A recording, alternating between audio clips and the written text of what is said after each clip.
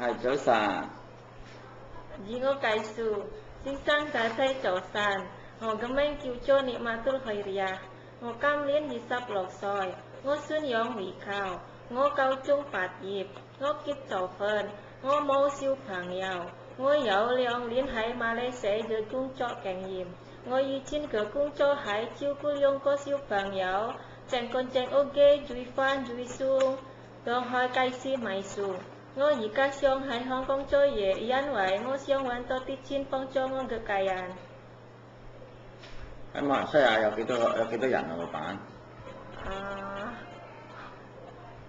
老闆屋企有幾多人啊？喺馬來西亞45歲。小朋友幾多歲啊？小朋友第一6歲同第二4歲先生。使唔使帶佢哋翻學啊？我冇送細路翻學先生。冇啊！如果2個細佬喺屋企打交點算啊？2個打交點算啊？係咯，打交。我分開佢。係。我氹佢，我俾佢揾玩具先生。係。使唔使買餸煮飯？係啊，先生。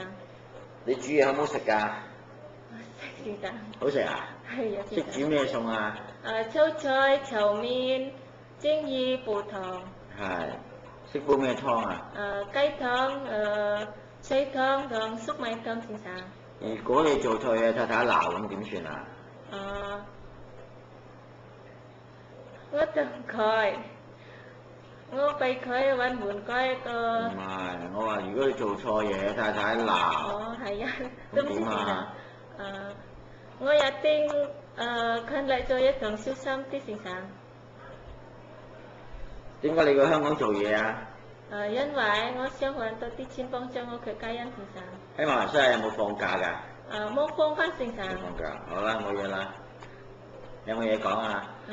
我希望先生同太太會近我一定勤力做嘢聽話落實。